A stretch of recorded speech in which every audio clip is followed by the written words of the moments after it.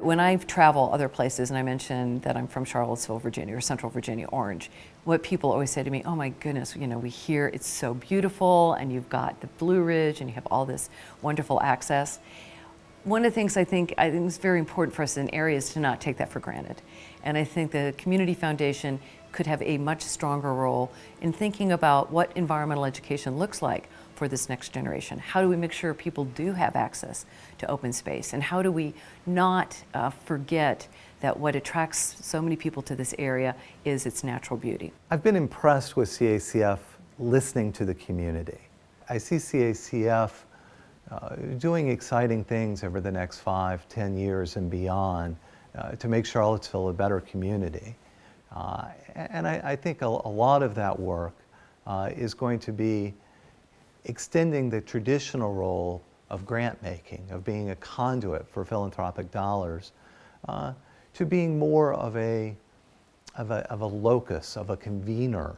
I've seen dozens of new nonprofits flourish, but often the nonprofits work too much in isolation. They're a garden that is not tended by a central gardener. That is a strength, but it also can be a weakness.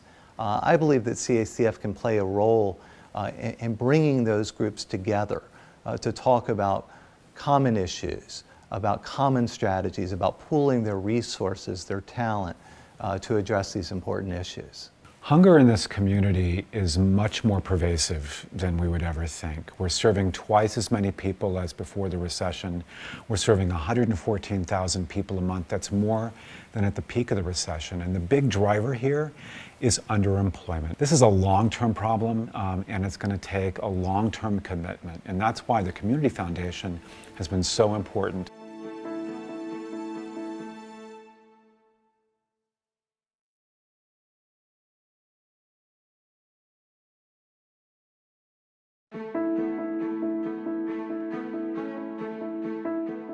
The foundation is very responsive. I mean, they're very astute about the way they're making grants, but they're also engaging us in a conversation about what's coming up in the future.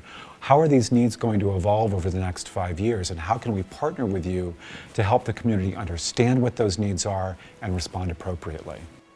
Black Male Achievement is an initiative that was brought forward by City Council, and it's really focused on enhancing positive outcomes for young black men and boys who reside in the city of Charlottesville.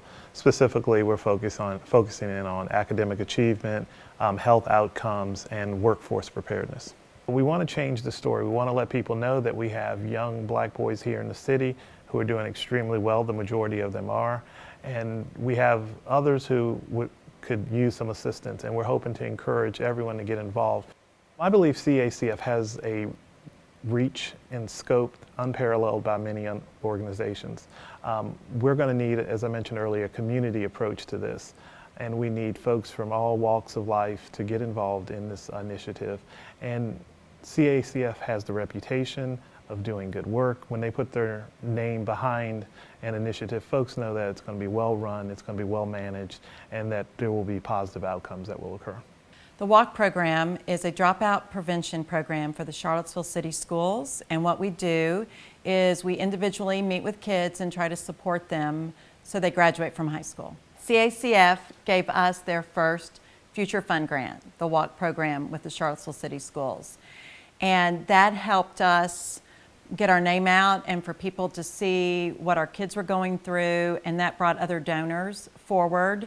It brought volunteers forward who wanted to tutor our kids and really kind of opened the doors to who we are today. When other groups were talking about what they were doing, they would see how we could tie all of these things in together and introduced us. But also when donors were looking, for certain interests that they had, they've matched us up with that too. Knowing what other people are doing is very energizing.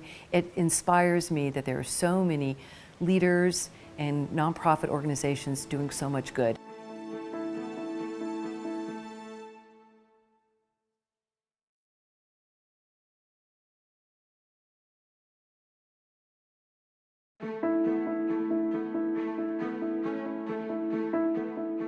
I think the most important role the Community Foundation can play is to mobilize the philanthropic community, to educate donors, to help donors become really astute and effective in their philanthropy, so that we can really tackle these long-term thorny issues in the community with much more of a profound and robust response.